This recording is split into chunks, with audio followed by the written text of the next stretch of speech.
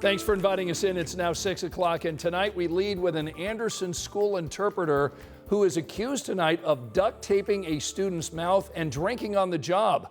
Just hours ago, 42-year-old Stephanie Arteaga was officially charged with battery and official misconduct.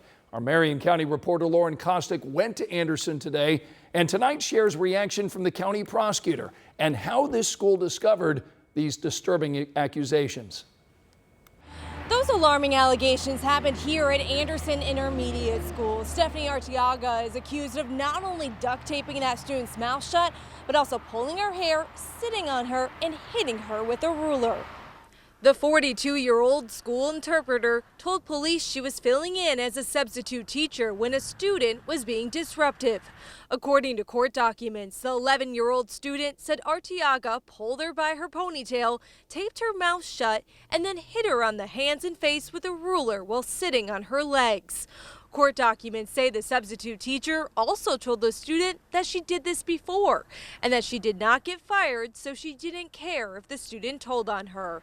The principal said he learned about the incident from another student. And I understand the frustrations that teachers have, but this clearly is not the reaction to that.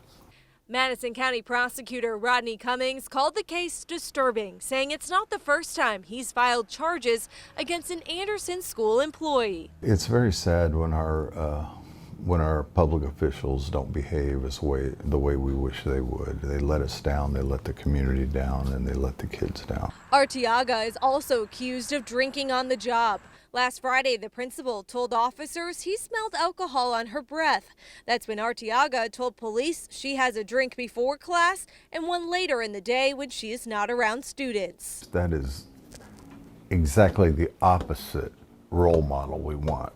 Arteaga was fired from the school after working there for 2 years. She is now charged with battery and official misconduct. And Arteaga made her first court appearance on Friday. She faces up to 2.5 years in prison if convicted. In Anderson, Lauren Kostick, 13 News. That school district sent a statement to 13 News tonight saying staff members are maintaining close contact with the family of that student and tonight are available to provide any services that student may need. IMPD just released this edited body cam video from a police shooting back in May that killed a suspect. Tonight, police are telling us this happened at an apartment complex near 38th and Post after a reported carjacking. So IMPD shared security video from that carjacking. This is near a gas station at 30th and Post. Police tell us a man forced a woman out of her car at gunpoint before getting in and then taking off. An officer later spotted the stolen car at an apartment complex when police say one of the suspects started to run. On the ground!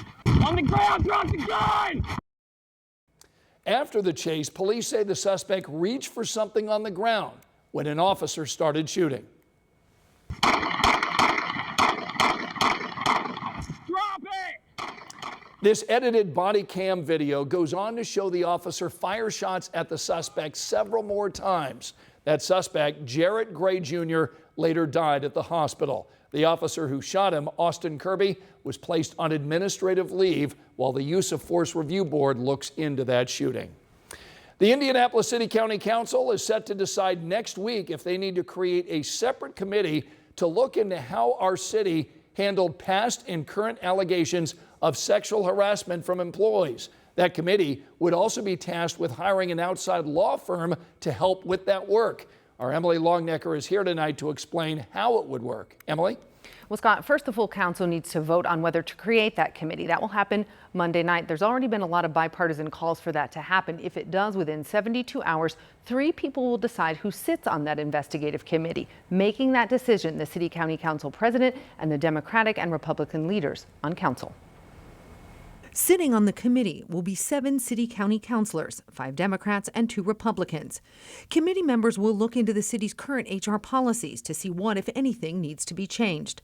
They'll also be in charge of hiring an outside law firm to look into how the city handled past and current investigations. That law firm will make recommendations on what, if anything, needs to be changed. The 7 committee members will also look at recent measures implemented by the mayor and decide if those measures need to be taken before the full City County Council and voted on as resolutions. If those pass, the measures would have a more permanent status, even when a new administration comes in. One of those measures came last month when Mayor Hogsett issued an executive order to require annual sexual harassment training for all employees, not just supervisors. We spoke with a member of the Hogsett administration today about the current climate in the city government amidst the ongoing investigations into allegations of sexual harassment. People are saying, like, especially for women, it's a culture of toxicity there, and, women feel silenced and scared. You're a woman. Have you experienced that yourself? Can you say? No, I have not. No additional comments with that. Thank you. Now, I spoke with Democratic County Councilor Allie Brown tonight. She's one of the people that drafted the proposal calling for a separate investigative committee of councilors. She told me that she does not believe this will be a quick investigation, but councilors want it to be a thorough one. She says where other city employees can feel safe coming forward if they have also experienced any kind of harassment. We know you'll stay on the story. Emily Longnecker tonight. Thanks so much.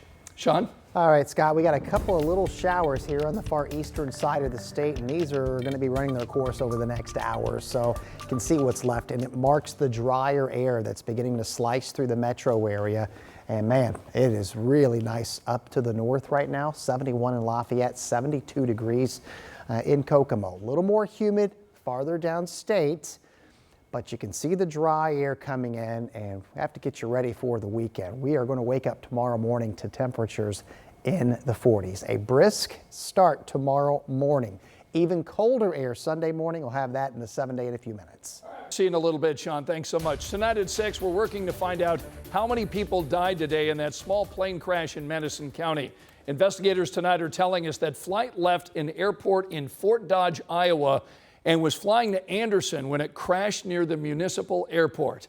Right now, we know 4 people were listed on the flight plan, but investigators have not confirmed how many people were actually on the plane. We do know there were no survivors.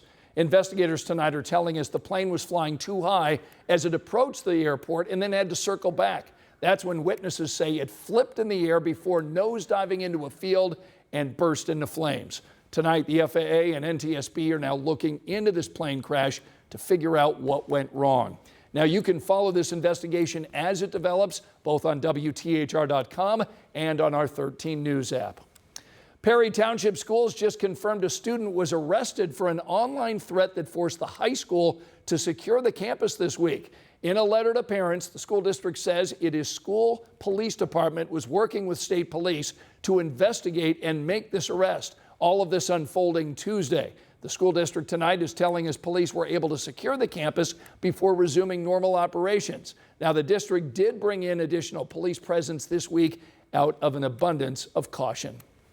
A man and woman were just charged with neglect today after a 3-year-old got a hold of a gun and shot himself on the southwest side of Indianapolis. Now, according to the court documents, the boy's mom, Anaya Velasquez, was in the car with the toddler and 3 other kids to pick up 26-year-old Antrian Rice from work. Rice told police he placed his gun on the floor of the passenger seat, then got out of the car to play with the kids while Velasquez was on the phone.